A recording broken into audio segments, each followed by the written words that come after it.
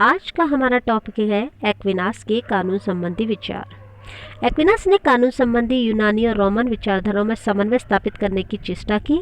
यूनानी विचारधारा के अनुसार कानून विवेक बुद्धि का परिणाम है, वह किसी व्यक्ति विशेष की इच्छा की अभिव्यक्ति नहीं होता, जबकि रोमन विचारक उसे बुद्धि पर आधारित सम्राट या व्यक्ति विशेष की इच्छा की अभिव्यक्ति के साधन के रूप में मानते हैं। एक्विनास इन दोनों दृष्टिकोणों के बीच का मार्ग ग्रहण करते हुए कानून को बुद्धि का परिणाम भी घोषित किया और व्यक्ति विशेष की इच्छा की अभिव्यक्ति के रूप में भी स्वीकार किया। कानून की परिभाषा करते हुए उसने कहा, कानून विवेक से प्रेरित और लोक कल्याण हेतु उस व्यक्ति द्वारा जारी किया गया आदेश है जिस व्यक्ति पर समुदाय की व्यवस्था का भार होता है। एक अन्य स्थान पर वह लिखता है, कानून एक विशेष नियमों अथवा कार्यों का मापदंड है जिसके आधार पर किसी को कार्य करने के लिए प्रेरित किया जाता है अथवा कार्य करने से रोक दिया जाता है। एक्विनास द्वारा प्रतिपादित कानून की विशेषताएं: पहला, कानून शासन के आदेश होते हैं। दूसरा, कानून सदैव सामान्य जनहित में लक्ष्य की ओर उन्मुख होता है। तीसरा, समस्त जनता कानून की संस्थापक हो सकती है।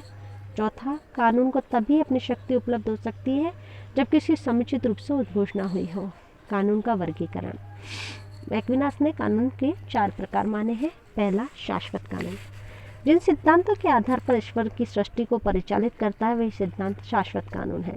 शाश्वत कानून का संबंध दैवीय अथवा ईश्वरीय विवेक से है। शाश्वत कानून ईश्वरीय विवेक से निकली हुई ईश्वरीय इच्छाएं हैं। सेवाइन के शब्दों में दैवीय बुद्धि की शाश्वत योजना है जिसके द्वारा संपूर्ण सृष्टि व्यवस्थित होती है। प्राकृतिक कानून: एक्विनास प्राकृतिक कानून का तात्पर्य स्पष्ट करते हुए लिखता है कि मनुष्य इन कानूनों की सहायता से भले और बुरे का ज्ञान प्राप्त करता है। सामान्य रूप से सत्य असत्य को पहचानने के नियम हैं। प्राकृतिक कानूनों की उत्पत्ति शाश्वत कानूनों से होती है, किंतु उन्हें अधिक स्पष्ट और बोधगम्य होते हैं।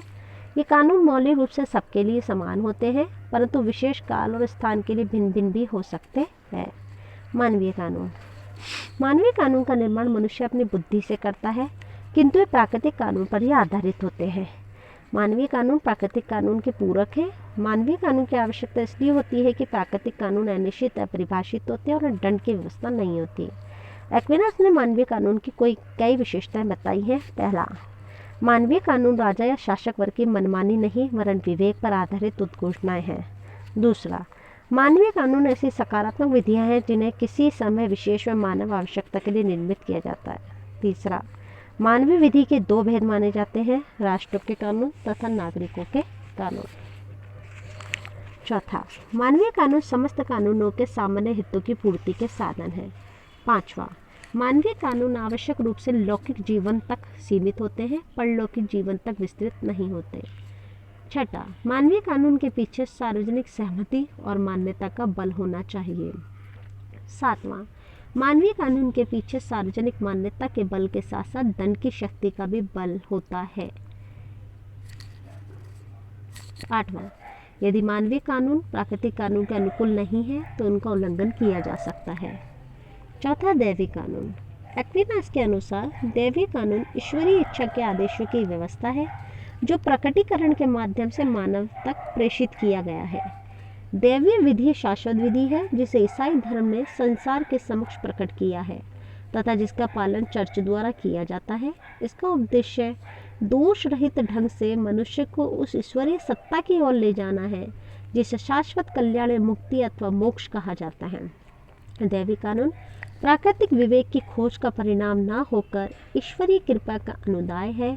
मानवीय कानून गलती कर सकते हैं, अतः दैवी कानून से सही दिशा बताते हैं। ये मानव के आंतरिक कार्यों का नियंत्रण करते हैं। दैवी कानून उन अपराधों अथवा पापों का शमन करने के लिए आवश्यक है जो मानवीय कानून की पहुंच के परे है। दैविक कानून के 2 भागों में बांटा जा सकता है। पहला, प्राचीन दैविक कानून जो टेस्टामेंट पर आधारित है तथा द्वितीय, नए दैविक कानून जो न्यू टेस्टामेंट पर आधारित है। इनके पालन का आधार मानव विवेक नहीं अपितु मानव की आस्था है।